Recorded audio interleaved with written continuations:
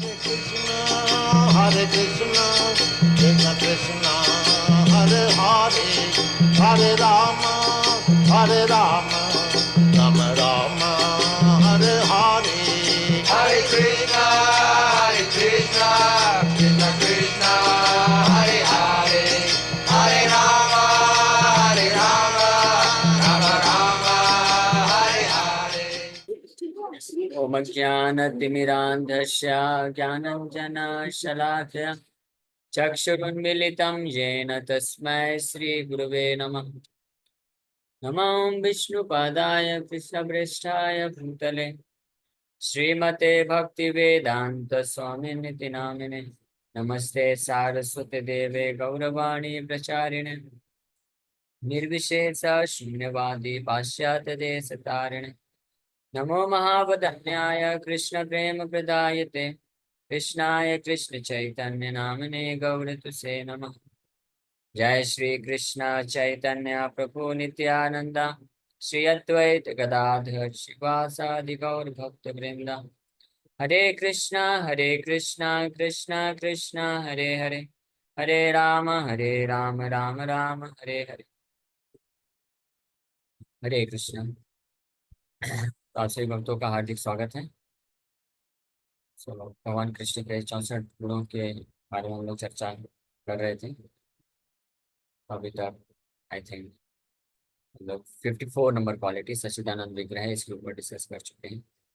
Next quality है भगवान का पोजेसिंग ऑल मिस्टिक परफेक्शंस। भगवान हर प्रकार के मिस्टिक परफेक्शन मतलब योग सिद्धियां, संपूर्ण योग सिद्धियों को धारण करके रखते हैं, इसलिए भगवान का नाम क्या है? योगेश्वर। भगवान योगेश्वर मतलब योगियों के भी ये ईश्वर हैं, तो भगवान तो देते भी, ही इज अल्टीमेट पोजेसर। वो वास्तविक मालिक हैं अष्ट सिद्धियों के।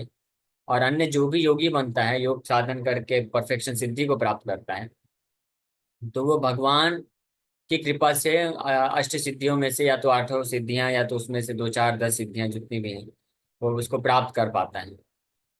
इसीलिए कोई भी व्यक्ति योग साधन करने के बाद जब सिद्धियों को प्राप्त करता है, तो उन सिद्धियों को प्राप्त करने के बाद भगवान नहीं माना जा सकता है, क्योंकि भगवान का मतलब है उनका ये गुण ही है। सनातन रूप से भगवान का ये गुण है पोजेसिंग ऑल मिस्टिक परफेक्शंस, कि भगवान को योग योग योग में परफेक्शन योग करना नहीं होता है। योग सिद्धि को प्राप्त करने के लिए कुछ करना नहीं होता है, वो भगवान का कॉन्स्टिट्यूशनल पोजीशन ही है। इससे ये पता चलता है कि ये भी बहुत महत्वपूर्ण चीज है कि कोई भी बाबा है या योगी है जो कुछ सिद्धियों को दिखा सकता है, तो उसको भगवान के रूप में स्वीकार नहीं किया जा सकता है। वो बस ठीक है कि उसने योग योग साधन किया है और योग साधन करने के बाद भगवान की कृपा से उसको कुछ सिद्धियां प्राप्त हो गई हैं। और वो भी जितनी मात्रा में, जितने जितने स्तर तक उसने योग साधन किया है उसके अनुसार उसको वो सिद्धियां कुछ समय के लिए प्राप्त होती हैं। लेकिन भगवान एक्चुअल पोजेसर हैं, वास्तविक रूप में भगवान मालिक है सभी सिद्धियों के, पूर्ण रूप से संपूर्ण सिद्धियां, सारी सिद्धियां असीमित मात्रा में और हमेशा के लिए भगवान के पास रहती है। इसलिए योगेश्वर बोला गया। योगेश्वर अखिल गुरु भगवान नमस्ते। ये प्रार्थना में इस प्रकार से अर्पण करते हैं, योगेश्वर अखिल गुरु भगवान नमस्ते। गजेंद्र इस प्रकार से भगवान का एड्रेस करते हैं कि आप असली योगी हैं। There are many standards of perfection. The highest material perfections obtained by perfect yogis are listed as 8. ऐसी अष्ट सिद्धियां भौतिक रूप से, भौतिक जो सिद्धियां हैं वो 8 हैं। और आध्यात्मिक सिद्धियां तो वास्तव में है कि कोई व्यक्ति अपने स्वरूप को समझ ले, अपने वास्तविक आध्यात्मिक स्वरूप में अगर कोई स्थित हो सके तो वो आध्यात्मिक सिद्धि कहलाती है।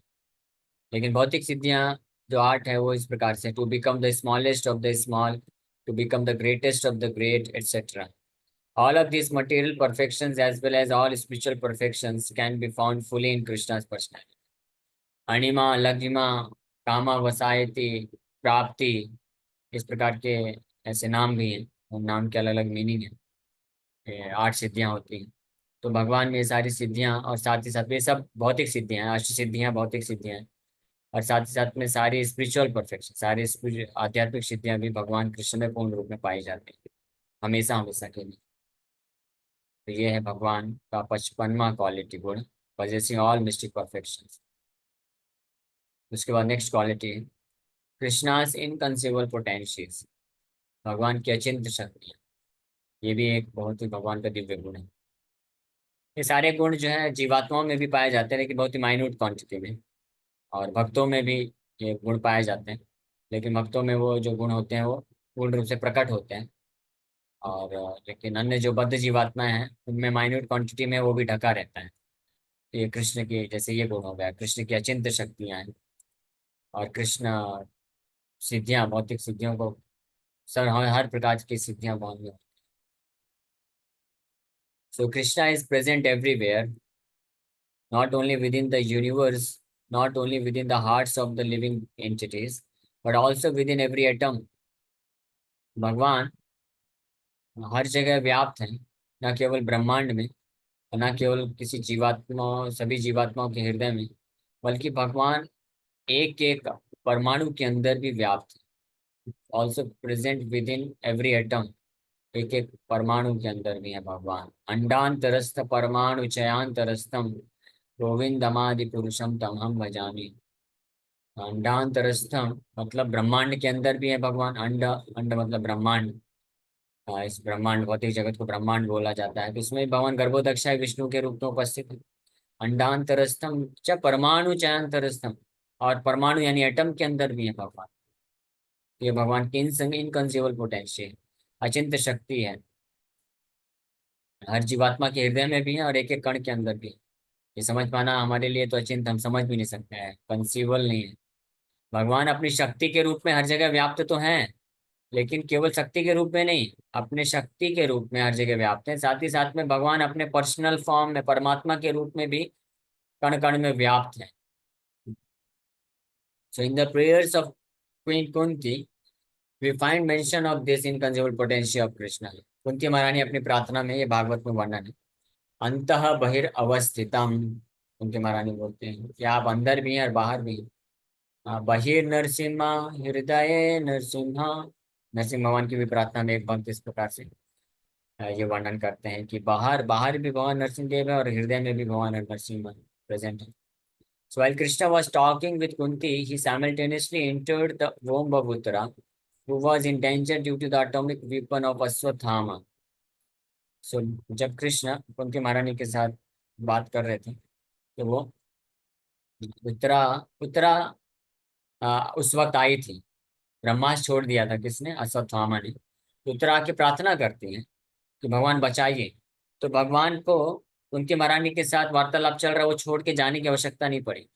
भगवान वहां पे भी थे, और at the same time Uttara के गर्भ में भी भगवान थे, और वहीं से भगवान ने परमात्मा के रूप में परीक्षित महाराज को सुरक्षा प्रदान कर दी। तो ये एक इंसिडेंट है जिसमें पता चलता है कृष्णा की इनकंसीबल, कृष्णा से इनकंसीबल पोटेंशियल। इनकंसीबल मतलब अचिंत्य शक्ति, भगवान की अचिंत्य शक्ति। अचिंत्य का मतलब होता है कि जिसको कोई समझ नहीं सकता है, समझ के चिंतन के परे है भगवान की शक्ति, जो भौतिक रूप से ये किसी भी व्यक्ति के लिए या देवताओं के लिए भी संभव नहीं है, वो भगवान कर सकते हैं।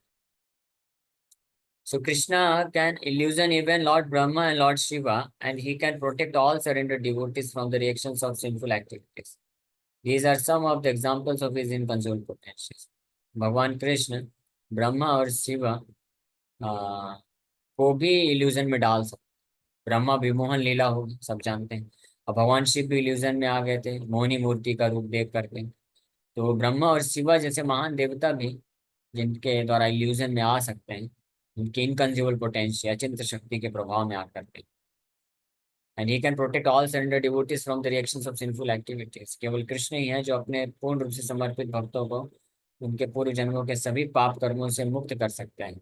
ये भी इनकंसीवेबल है, कोई देवताओं के अंदर ये शक्ति नहीं है कि हमारे कर्मों के बंधन से हमको मुक्त कर सके। तो ये कुछ कुछ उदाहरण, ऐसे अनेकों उदाहरण यहाँ पे कुछ उदाहरण दिए गए भगवान की अचिंत्य शक्ति के बारे में वर्णन करते हुए। Srila Rupa Goswami therefore offers his obeisances unto Krishna by saying, Krishna, who is present as a human being, has his mere shadow, the whole material nature। तो कृष्ण जो कि अभी उपस्थित हैं एक मनुष्य के रूप में, तो केवल अपने छाया के द्वारा कृष्ण इस पूरे भौतिक ब्रह्मांड को पालन पोषण करते हैं। He has expanded himself into so many cows, calves, and cowherd boys, and he has again manifested himself in all of them as the four-handed Narayana. ये भगवान की अचिंत शक्ति है। यहाँ तक कि भगवान कृष्ण की अचिंत शक्ति को भगवान बलराम भी नहीं समझ पाए 1 साल तक। ब्रह्म विमोहन लीला के समय पे भगवान कृष्ण ही लाखों नहीं करोड़ों करोड़ों की संख्या में गाय भी बनते हैं, बछड़े भी बनते हैं और सखा भी बनते हैं, और 1 साल तक पूरी लीला चल रही है। भगवान सखा के रूप में गायों को बछड़ों को सेवा भी कर रहे हैं। खुद ही भगवान खुद अपने आप को चरा रहे हैं। कृष्ण सखा बन करके अपने आप को गाय के रूप में, बछड़े के रूप में चरा रहे हैं और हाँक रहे हैं। और ये इतने अच्छे तरीके से भगवान किए कि कोई नहीं समझ पाए 1 साल तक। भगवान बलराम भी नहीं समझ पाए। अंत 1 साल के अंत में जाकर के भगवान बलराम को कुछ हिंट लगता है, कुछ उनको आश्चर्य होता है कि ये सखा लोग और जो बछड़े हैं, ये सब ये जो सखा हैं, तो सभी गोपियों के हृदय में कृष्ण के प्रति जितना प्रेम है, उतना प्रेम इन अपने बच्चों के प्रति, कृष्ण के सखाओं के प्रति कैसे उत्पन्न हो रहा है। और गायों गायों के प्रति जो कृष्ण के प्रति प्रेम है, तो अपने बछड़ों के प्रति ऐसा प्रेम कैसे आ गया। ये बलराम जी देख करके आश्चर्यचकित हो गए थे। तब उनको लगा कि हो ना हो ये कृष्ण का ही कुछ माया है। तब भी वो एग्जैक्टली नहीं समझ पाए कि कृष्ण ही है ये। वो ऐसा सोच रहे हैं कि निश्चित रूप में मेरे प्रभु कृष्ण की माया है। और फिर फाइनली कृष्ण उनको रिवील कर देते, बता देते, that is the inconceivable potential of Krishna. So ही has taught millions of Brahma self realisation. करोड़ों करोड़ों ब्रह्मा को भी आत्म साक्षात्कार का ज्ञान प्रदान करते हैं। And thus he is worshipable not only by the heads of the all universes but by everyone else also. Therefore let me always accept him as the supreme personality of God. और इसीलिए भगवान न केवल सभी ब्रह्मा के द्वारा पूजित होते हैं, लेकिन जो ब्रह्मांड के प्रमुख व्यक्ति हैं, बल्कि सभी व्यक्तियों के द्वारा पूजनीय है। इसलिए रूप गोस्वामी ऐसे परम भगवान कृष्ण को अपना प्रणाम अर्पण करते हैं। Let me always accept him as the supreme personality. कि ऐसे कृष्ण को ही केवल मैं परम भगवान स्वीकार करूं। That is the inconceivable potential of Shri Krishna. तो एक दूसरा उदाहरण दिया गया है। जब वेन इंद्र, हालांकि अगर देखेंगे तो भगवान की सारी लीलाएं उसमें कुछ ना कुछ अचिंत्य शक्ति का समावेश है। हाँ, लेकिन कुछ ही उदाहरण यहाँ पे हम चर्चा कर पाएंगे। When Indra was defeated by Krishna in the matter of taking the Parijat plant from heaven, Narad met Indra and criticized him. O Indra, great king of heaven, Krishna has already defeated Lord Brahma and Lord Shiva. So what can be said of an insignificant demigod like you? Narad Muni, of course, was criticizing Indra jokingly, and Indra enjoyed it. In Narada's statement, it is confirmed that Krishna was able to illusion even Lord Brahma and Lord Shiva, as well as Indra. So there is no question of Krishna's power to do the same to lesser living entities. ये प्रसंग सबको पता होगा कि कैसे सत्यभामा के request करने पे भगवान कृष्ण जब स्वर्ग के लोकों में गए थे, तो सत्यभामा को प्रसन्न करने के लिए वहां से पारिजात का एक वृक्ष लेके आते हैं। तो वो लाते वक्त इंद्र जो है क्रोधित हो जाते हैं और बोलते हैं ये तो स्वर्ग का है, आप पृथ्वी में कैसे ले जा सकते हैं। तो इंद्र जो है लड़ाई करने लग जाते हैं। भगवान कृष्ण जो है इंद्र चंद्र सभी देवताओं को वहां पे पराजित करते हैं और पारिजात का वृक्ष फिर लेके जाते हैं, सत्यभामा को दे देते हैं, गिफ्ट कर देते हैं, है ना। तो उस प्रसंग में ये बात की जा रही है। नारद मुनि बता रहे हैं कि इंद्र, तुम ये समझ नहीं पाए कि जो कृष्ण शिव जी और ब्रह्मा को भी मोहित कर सकते हैं, डिफीट कर सकते हैं, तो तुम्हारा फिर क्या औकात है कृष्ण के सामने। इस प्रकार से और इंद्र भी उसको समझे और इंजॉय मतलब एक्सेप्ट किए। तो ये एक स्थिति है कि कोई भी कृष्ण की अचिंत शक्ति के सामने टिक नहीं सकता है। A description of Krishna's power in minimizing the sufferings of sinful reactions is given in Brahma Samhita as follows.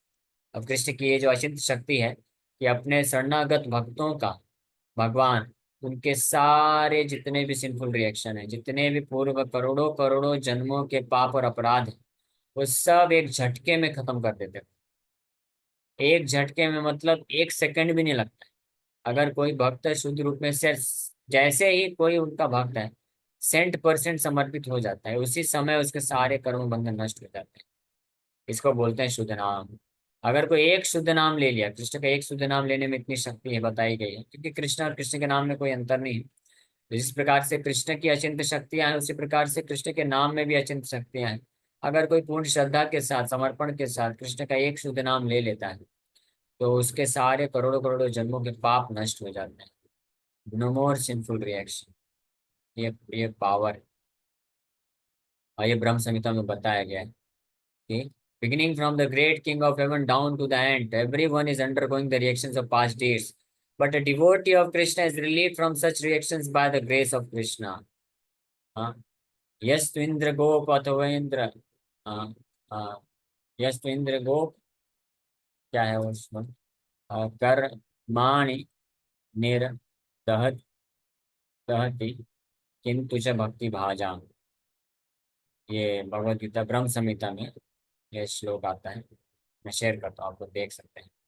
इसमें भगवान की ये जो अचिंत्य शक्ति है, कि कैसे अपने समर्पित भक्तों का, उनके सारे सिंफुल रिएक्शन नष्ट कर देते हैं। यहाँ तक इंद्र भी अपने कर्म बंधन से मुक्त नहीं हो सकते। यस्त्विंद्र गोपमथवेन्द्र महो स्वकर्मा बंधानुरूप फल भाजनमातनोति कर्माणि निर्दहति किंतु च भक्ति भाजाम गोविंदमादि पुरुषम तमहं भजामि।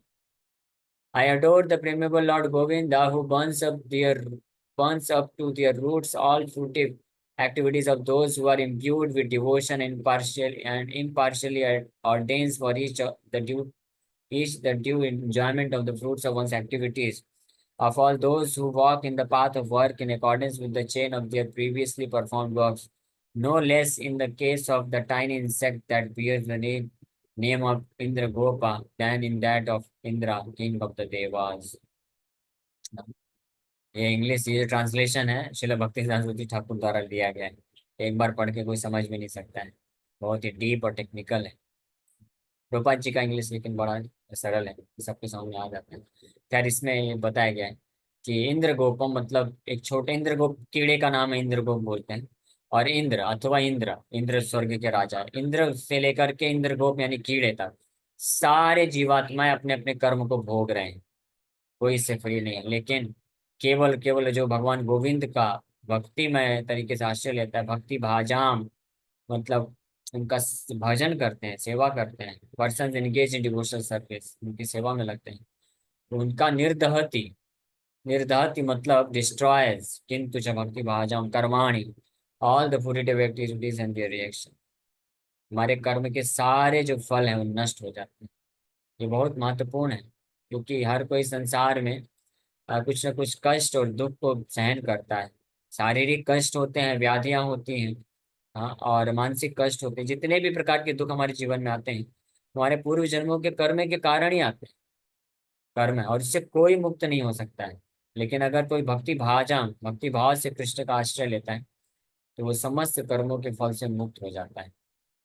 तो ये चीज यहाँ पे बताई गई। तो थोड़ा सा बच्चा इसको कंप्लीट कर। This was clearly proved when Krishna went to the place of Yamraj, the Lord of Death, to reclaim the dead son of his teacher. Krishna's teacher had requested Krishna to bring back. तो ये एक उदाहरण दिया गया कि यमराज सांदीपनि मुनि के पुत्र, सोचिए सांदीपनि मुनि महान, इतने महान मुनि हैं, उनके भी पुत्र अपने कर्म के अनुसार उनको जो है जीवन खोना पड़ा और अपने कर्म के अनुसार कहीं और जाना पड़ा।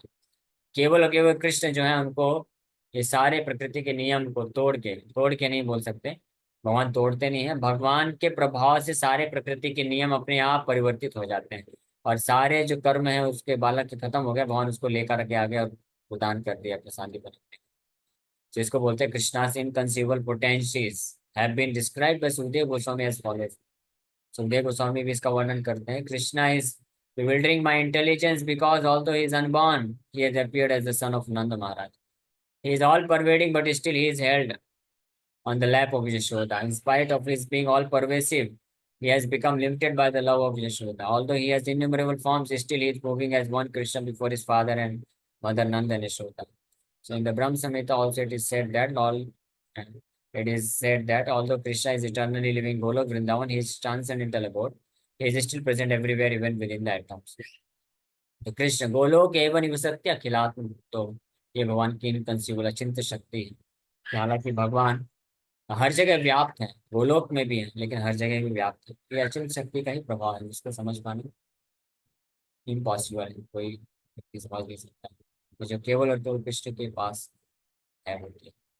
ठीक है, तो इसी के साथ यहाँ पे विराम करते हैं। Thank you very much. Hare Krishna. समय हो गया है, प्रश्न नहीं लेंगे।